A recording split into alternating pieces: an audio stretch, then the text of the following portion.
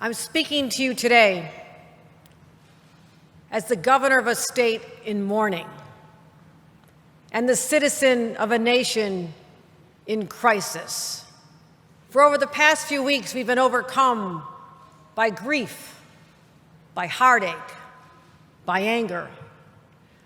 First of all, 10 of our brothers and sisters in my hometown were senselessly slaughtered while grocery shopping at a place called Tops Friendly Markets, targeted by a white supremacist, literally because of the color of their skin. His words, not mine. And yet, before these wounds even had a chance to heal,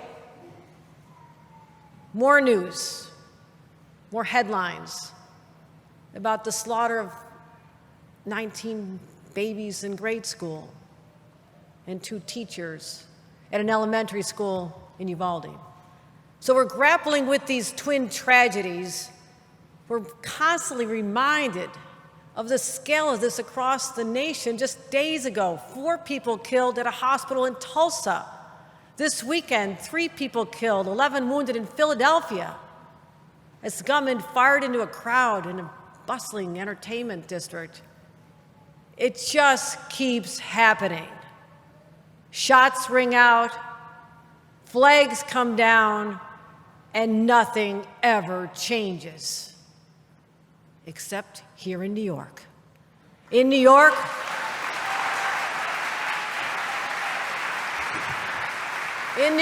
we are taking bold, strong action. We're tightening the red flag laws to keep guns away from dangerous people. And we're raising the age of semi-automatic weapons so no 18-year-old can walk in on their birthday and walk out with an AR-15. Those days are over.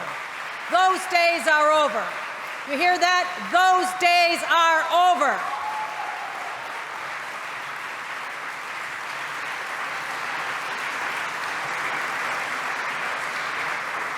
And we're micro-stamping bullets so law enforcement can have an easier time catching the criminals. And we're closing loopholes so the firearms that are being so cleverly manufactured or altered cannot evade our laws anymore. There's more to do. Thoughts and prayers won't fix this, but taking strong action will. And we'll do that in the name of the lives that have been lost, for the parents who will no longer see children stepping off a school bus, spouses won't see their husband and wife coming back from the grocery store. The lives have been altered forever because just too many families have been destroyed, shattered, because of targeted gun violence, but also the random gun violence that occurs on our streets every single day. It just keeps happening over and over and over. And I have to ask, when do we become a nation that reveres the right to have the ability to possess a gun over the right of a child to stay alive? When did that happen? When will we as a nation say, enough of the bloodshed, no more, no more? Gun violence is a disease that is tearing our nation apart, and it is now the #1 killer of children in America. How do we look at ourselves in the mirror every morning and not take action to protect these innocent children? For 60 years, car accidents were the #1 cause of death of children. That was not okay with us, so we took action. We passed laws. We made cars safer. We mandated seatbelts. Yeah, we took away the freedom to ride in a car without a seatbelt. It was a very big deal when it happened. But people adapt. They got used to it. And guess what? We saved the lives of thousands of children. So it was clearly worth it. And now guns are the leading cause of their death. We know what we have to do. And this is a crisis, the scale of which requires a national response at the federal level and from each and every state. But here in New York, we don't wait. We lead. We've already have the strongest laws in the nation, but even that's not enough. Because when we see loopholes, we close them. When we see laws that need to be strengthened, we strengthen them. And if anyone tries to evade our laws, we stop them. Because this is a moment of reckoning for us as New Yorkers and as Americans. History will judge us by how we respond, how we meet this moment, by whether we did everything in our power to keep these guns off the streets and out of the hands of criminals. And I'm so proud to be here today, so proud to sign a package of transformative bills passed by my colleagues and the leaders in the legislature. I'm so grateful for them. And as a result, I'm going to mention these 10 bills. Number one, no longer will an 18-year-old be able to purchase a semi-automatic weapon. We're requiring a permit to purchase that and raising the age to 21. Thank you, Senator Kevin Thomas and Member of Assembly Chantel Jackson. Thank you, thank you, thank you. Number two, no longer will the threat of causing mass harm to others go unpunished. Thank you, Senator Todd Kaminsky. Thank you, Assembly Member Monica Wallace.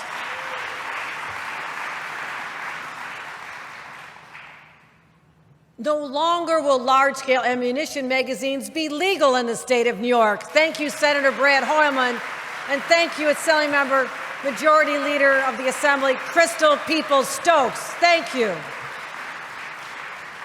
No longer will we allow the sale of body vests and armor to those who don't need them for work. Thank you, Senator Brian Kavanaugh. Thank you, Jonathan Jacobson. And will now require data sharing and reporting by law enforcement to state and federal databases. Believe it or not, that wasn't happening before. Thank you, Senator Kavanaugh. Thank you, Assembly Member Amy Paulin. And as I mentioned, we're going to require semi-automatic pistols to be micro-stabbed to help police solve the crimes. Thank you, Senator Hoylman, and thank you, Assemblymember Rosenthal.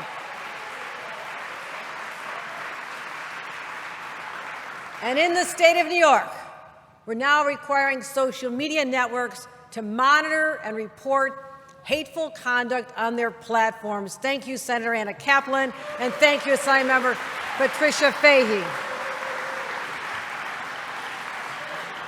And now we're going to continue focusing on this. We're going to establish a task force on social media and violent extremism to investigate the role of social media in promoting domestic terror. And our great leader, our Attorney General, will be championing this cause with every power her office can bring it at their disposal. Thank you, Senator Jamal Bailey, and Senator Assemblymember Desmond Meeks. Thank you. And just as I did by executive action within days of the Buffalo shooting, we are by law making our red flag laws even stronger. Thank you, Senator Skoufis, and thank you, Kevin Cahill, Assemblymember.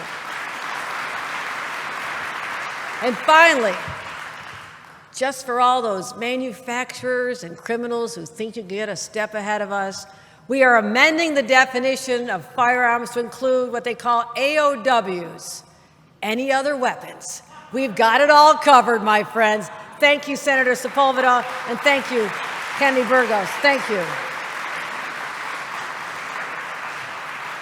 So I am so grateful, not just that we got this done, but the speed at which you got this done. No state has ever responded with the sense of urgency that has been on display over the last week and a half as legislators looked at our ideas and had their ideas, and we worked together nonstop around the clock, and they literally got this done in record time.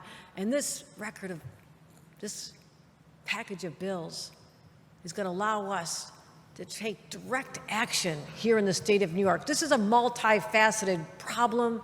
It requires a multifaceted approach. So we're continuing through our budget to invest in prevention. Invest in prevention. That's how you beat this at the front end. To take away the environment and the influences on young people where they head off into this path. strengthening our laws to keep up with the criminals, get ahead of the criminals who break them, but also partnering at the community level in places like this to ferret out the root causes of why people do turn to crime. And while we're doing all of this, we have one primary objective, and that is to keep New Yorkers safe. It's as simple as that. Our job is to keep New Yorkers safe. So as we continue to fight gun violence, we're going to keep the pressure on in Congress.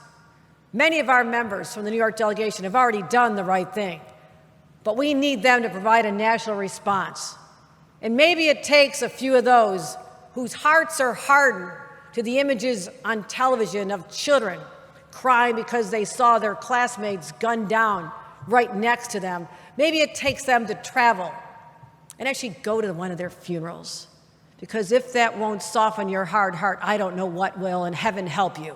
Heaven help you if you can look at those images and not have a change of heart and say, I'm in a position of authority and power and influence, and I have a moral responsibility to do something. Let's get together and have thoughts and prayers for them, that their hearts will finally turn. These shootings are a wake-up call for this country, and we need other states to follow their lead. So I'm going to be signing these bills in a matter of moments with fellow New Yorkers, the victims of the daily gun violence in places like the Bronx, and Brooklyn, and Queens, and Rochester, Syracuse, but also with the images of 10 of my neighbors from Buffalo, whose faces we will never forget. And we'll never forget them. We'll never forget the children and the brave teachers in Uvalde, Tulsa, anywhere else. If no one else will lead. This is New York. That's what we do best. We do lead, and they will not have died in vain. We will not grow complacent. We will not grow numb. We'll not tolerate inaction and be content any longer. I'm a person of faith. My faith tells me that after I bow my head, we get to work. Today is a start. It's a start, and it's not the end. I will not rest until everything we can do in our power has been done to keep our kids, our families, our citizens safe. That is my commitment to you as we go forth from here. Let's sign some bills after you hear from great leaders. Thank you, everyone. Thank you.